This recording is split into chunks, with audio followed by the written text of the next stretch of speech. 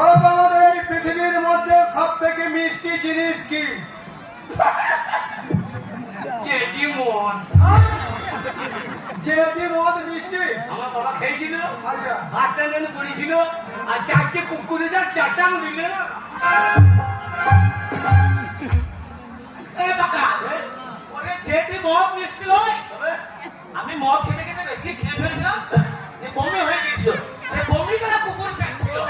কেন হারাম খাবো কেন কুকুর? শুনুন, আমাদের এই পৃথিবীর মধ্যে সব থেকে মিষ্টি জিনিস হচ্ছে মানুষের মুখের ভাষা।